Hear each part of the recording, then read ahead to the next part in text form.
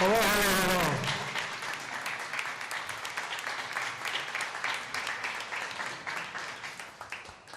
thank you all for allowing us to come. Governor, thank you for allowing us to be here. I think we have everyone in the city council here and the county council and Congress. Anyway, North Carolina is a great state. And America, thank you for that introduction. I told America the hardest thing to do, at least for me, when I was her age, was to introduce someone. I really mean it. Anyway, I won't go into all that. But anyway, folks, I'm Jill Biden's husband. And we brought some friends with us today. Governor Roy Cooper, a terrific partner in creating economic opportunity for the people of North Carolina. Congressman Don Davis. Used to work in tobacco fields, became an officer in the United States Air Force, a minister, a professor of the doctorate, member of the House of Representatives. I don't know what the hell to call him. Doctor, minister, reverend, but he's got it all. He's got it all. And he's got 3 sons with him. We're going to take care of him, all these boys sitting next to him. And Mayor Robertson, thank you for the passport into the city. Appreciate it very much. And I want to thank everyone in Rocky Mountain City Council, Nash County, Edgecombe County, and they're here today because we believe in you, all the students here. We're proud of you, and that's not hyperbole. Great things are ahead of you, and there are a lot of training you're going to be getting. But you know, Jill, my wife, has taught in community college now for some years, and she has her doctorate as a professor there. And she has an expression. She says that, you know, community colleges are the best kept secret in America. And then she goes on to say, and she's right, that any country that out-educates us will out-compete us. Any country that out-educates us will out-compete us. And we're in an incredible competition worldwide, economically, politically, and militarily. And you know, this best-kept secret is not being kept secret much anymore. Just in this community, in the community colleges, in North Carolina, since 2021, private investors have invested $16 billion in community college. Private investors, $16 billion. That doesn't count the billions of dollars we're investing from the federal government and the programs we've had. The point is, these investments were made in good-paying jobs all across North Carolina, not just here. Let's remember where we were just a few years ago. And when I took office, the economy was reeling. We were in tough shape. Unemployment was extremely high. And across the country, the pandemic had hit us very hard. Millions were out of work, and I'm not hyperbole. Millions were out of work. But the problems we were facing started a lot earlier than that. For decades before the last administration, Democrat and Republican, the middle class and working class folks, families I come from, were being hollowed out. Too many good-paying manufacturing jobs were moved overseas. Why? Because they're cheaper labor. So we started, instead of sending product overseas, we sent people, our jobs overseas. And they'd send product back to us. And factories closing down all over America. I look at a few guys in the audience who go back a little bit may remember what it does when a community has a factory that's working where you had 1,000, 700, or 2,000 people working, and all of a sudden it closes down. The community loses its heart. It just is is devastated. What to do? How many people in North Carolina, my home state of Delaware, and around the country, have had to walk up to mom and dad and say, Mom, I got a good high school education, but I got to leave. There's no jobs. There's nothing here. Well, guess what? It's coming back. It's coming back big time. No, it really is. And so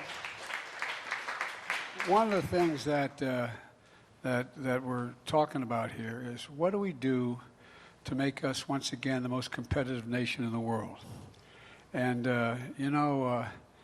we're here today because, as Jill said, we believe in y'all, and that's not hyperbole. We believe in y'all. You know, we're in a position where things ahead of you are, thanks to the training you're going to get and investments we've made, going to be good paying jobs all across, not just here in the East, but all across North Carolina, the entire state. Let's remember who we are. You know, as I said just a few years ago, we were really in trouble. But the problems we're facing today started, as I said, a lot earlier than that. You know, the bottom line of this, I ran for president. I ran for president for a basic reason. I hadn't planned on running again for president. I had run when I was vice president, and then Barack and I spent 8 years together, and then the new administration came in, and in the meantime, things changed in our life and our family. I lost my son. We lost our son in Iraq. Anyway, I hadn't planned on running. But one of the things that did make what I really decided was we stopped paying attention to the neighborhoods I came from. You know, I come from a neighborhood like maybe a lot of you in Scranton, Pennsylvania, which closed down because of the mines closed down.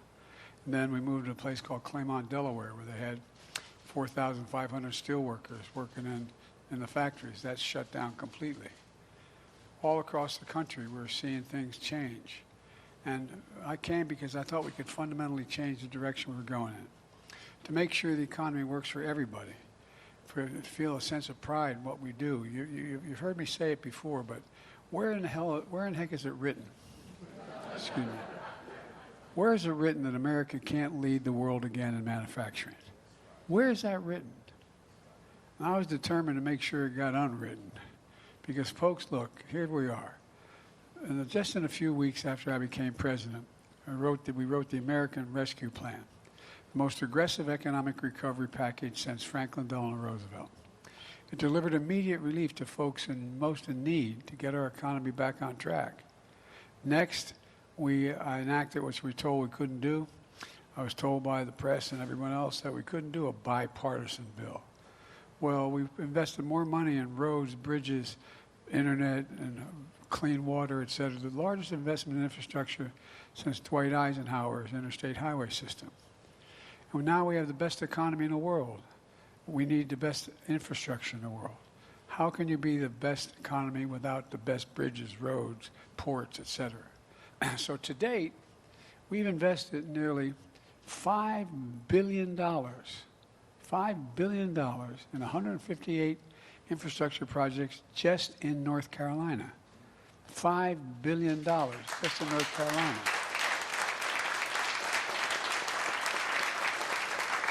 Including roads and bridges and public transit, clean water, high-speed internet. And folks, it's working.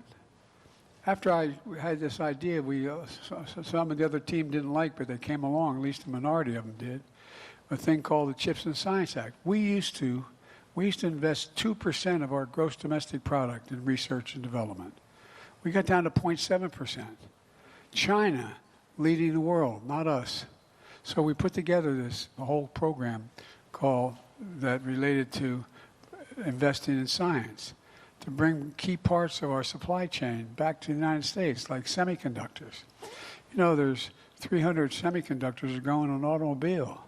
Well, guess what? When we had a problem with the pandemic in Asia, those places shut down. We had to stop making cars, and the price of cars, used cars, went up skyrocketed, and the biggest reason for inflation.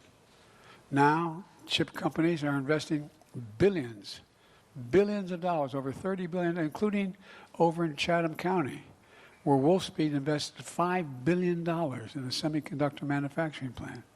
It's going to create 1,800 new jobs that pay an average salary of $77,000 a year. And these jobs, and the jobs they need at the plant, setting up electric vehicle system, operating machinery, running the facility, are exactly the kind of jobs you're being trained for here at this community college. Then we passed, which didn't get much help from the other team, the Inflation Reduction Act, most significant climate legislation ever in the history of not just America, but the whole world. Over $368 billion for energy. And here's what happened. Companies are seizing the opportunity. For example, Toyota is investing $6 billion in a new plant over in Liberty, building lithium batteries for electric and hybrid vehicles, creating 2,100 new jobs, good-paying jobs. All told, we've attracted $470 billion, almost a half a trillion dollars in private investment all across the country, including $16 billion right here in North Carolina. Private investment, not the government, private investment. And here are the results. We've created nearly 400,000 jobs in North Carolina. Remember, Gov, when we first started together, we're losing jobs, we're hemorrhaging jobs here. Created 400,000 jobs in North Carolina. And by the way, we've now in 2.5 years created 13.4 million new jobs. More jobs in 2 years than any president has created in 4 years. Nearly 800,000 manufacturing jobs. Brand new, 800,000. Manufacturing's back. Want to make sure these jobs that give workers free and fair choice, by the way, to join a union if they wish to do that. And want to make sure the skilled workers are ready to fit these jobs. Look, you can't have advanced manufacturing without a highly trained workforce. They don't go together. That's where you all come in. Here at this college, you're learning every aspect of advanced manufacturing, machining to robotics, so you can do everything from cell phones to rocket ships, literally, not figuratively. Electric systems, so you can build everything from electric vehicle parts to the assembly lines that are carried on. Automated packaging to ship goods quickly and safely all around the world. 95% of the students who study advanced manufacturing at this college get jobs right after graduation. And you know,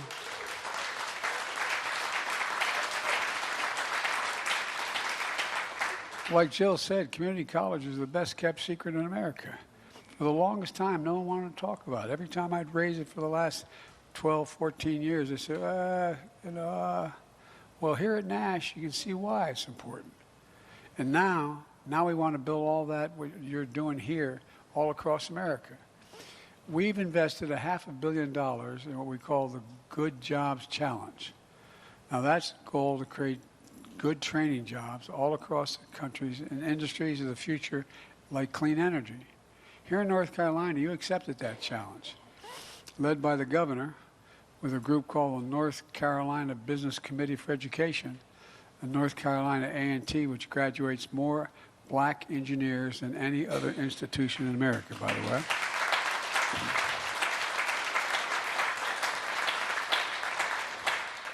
We provided billions of dollars for HBCUs as well, which is another story. But we've created a coalition of community colleges, partners, including the IBEW, more than 40 employers, different employers. These employers committed to hire at least 3,000 trainees to build solar panels, electric batteries, and clean energy technology. And folks, the benefit of that is you're not only getting a good paying job, you're going to be doing something to help save your country. No kidding. Anybody, I have a lot of folks I came to work with when I was president who thinks there's no such thing as global warming. Anybody doubt it? I have literally, as President of the United States, flown over more territory where forests have been burned to the ground, from New Mexico all the way up to Washington State and Montana, that equals the size of the entire state of Maryland. That's how much has been burned to the ground. And we're building more partnerships, like in places like Phoenix, Arizona, Pittsburgh, Pennsylvania. We're investing in America workforce hubs all across America.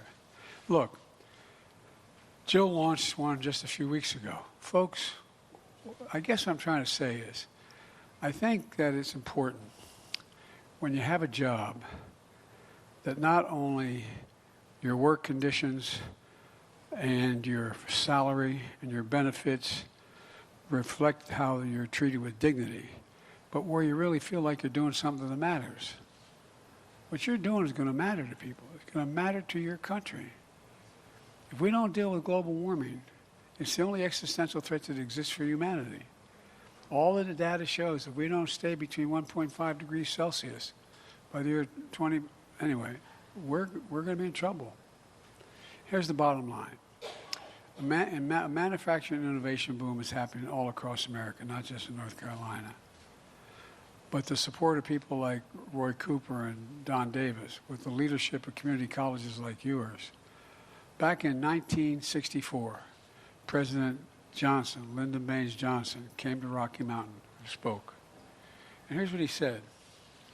He said, the time has come for us to see that every American gets a decent break and a fair chance to make good. That's exactly what we're working to achieve. That's what this is about. I'm so sick and tired of my whole career of what they used to call trickle-down economics. If the folks at the top do well, everybody does well.